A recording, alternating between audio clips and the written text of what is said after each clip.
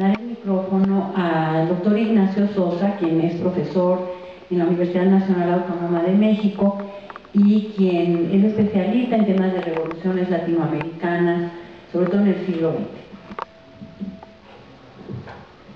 Gracias.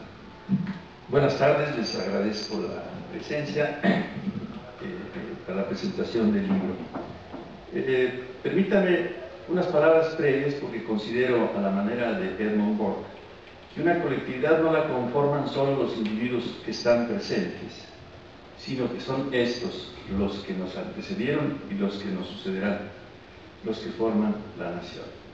Por eso pienso que además que de una manera está presente y seguro complacido de estar entre nosotros, Proudhon Carbó, personaje libertario cuyo compromiso con sus valores enriqueció la vida de la Ciudad de México y a nuestro país.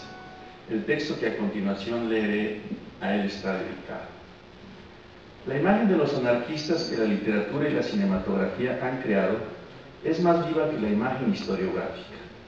La imagen literaria del anarquista, por ejemplo, la que nos legó Chesterton, caló profundamente en la imaginación popular, en la que no se puede disociar la figura del policial acecho del huidizo rebelde. El tópico cinematográfico, por su parte, utilizó la vestimenta oscura y amplia para mostrar que servía para ocultar, no para revelar, lo que los anarquistas traían entre manos, es decir, elementos incendiarios, una bomba, una octavilla o instrumentos mortales como una pistola o un cuchillo.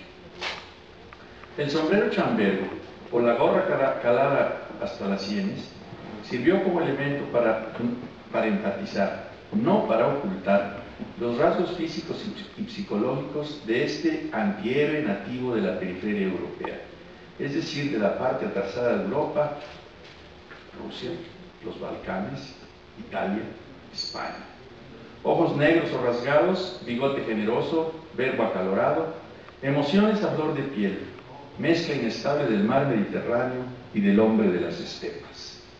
Estas imágenes, diseñadas para el consumo popular de la época, muestran hoy que se sigue aplicando con el mismo éxito a los terroristas que hoy aparecen en las primeras planas de nuestros días. Por su parte, la imagen de los anarquistas que los historiadores han creado está íntimamente asociada a la violencia. El saricidio, el magnicidio, el atentado, así como la huelga general son temas recurrentes para ejemplificarla.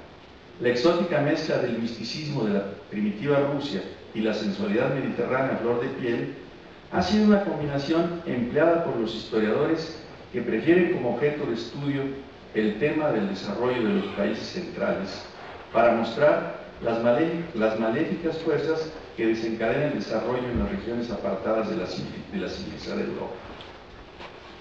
En este tipo de explicación se pone énfasis en el paternalismo de las sociedades en las que floreció el anarquismo, así como el despotismo arcaico de sus gobiernos.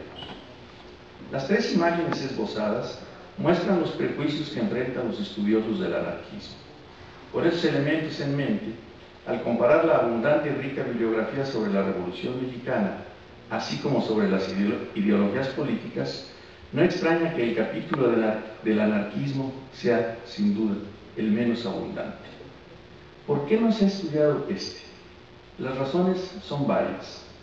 Una, porque es un asunto que compete a la zona del retraso, o si se prefiere, del atraso.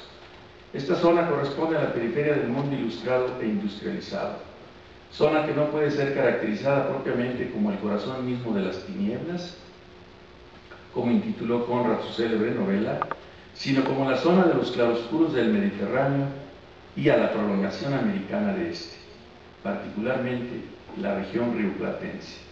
Esta periferia es además, como se apuntó, un asunto principalmente de eslavos del norte y eslavos del sur, así como de latinos e hispanos. En síntesis, zonas y personajes que poco tienen que ver con el corazón del desarrollo que representa el mundo industrial anglosajón y germano. Otra razón, no menor, es el asunto de la extranjería.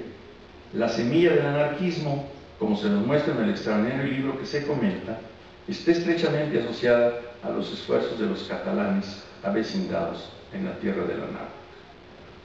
La principal razón, sin embargo, no es esa, sino el hecho de que la historia política se refiere al poder y la historia del anarquismo es de lucha permanente contra aquel. Si, como afirma Jean-Paul Sartre, el hombre es un ser que existe antes del poder, antes de poder ser definido por ningún concepto. En consecuencia, el estudio de los anarquistas requiere analizar su existencia, sólo así para poder entender el significado de ácratas y libertarios. Esta tarea ha sido particularmente difícil porque la condena al olvido del anarquismo decretado por la historiografía ha surtido sus efectos. Me explico. Las ideologías y los historiadores viven un romance permanente con ellas. Rinden culto al poder o, para utilizar una expresión igualmente abstracta, rinden culto al Estado.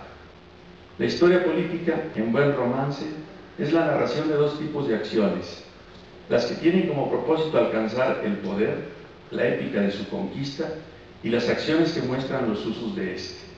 La historia de los anarquistas, por el contrario, no puede ser enmarcada en este contexto. Su historia es la búsqueda del sentido social de la revolución, no la del sentido político del poder. Estas dos posiciones, generalmente, se confunden tanto por la izquierda como por la derecha. Liberales y socialistas las confundieron, no así los anarquistas, para los que el sentido social de la revolución busca la liberación inmediata, directa, y no la supedita a metas intermedias que, a la postre, como lo muestra hasta el hartazgo de la evidencia empírica, terminan por ser asumidas como prioritarias. De todas las ideologías y de las distintas filosofías políticas, el anarquismo es la única que no hizo de la toma del poder y del ejercicio del mismo la finalidad de su acción. En el siglo XX pudimos ver hacia el final del mismo cómo los neoliberales reclamaron el Estado mínimo. Los tecnócratas criollos reclamaron el Estado de dimensiones adecuadas.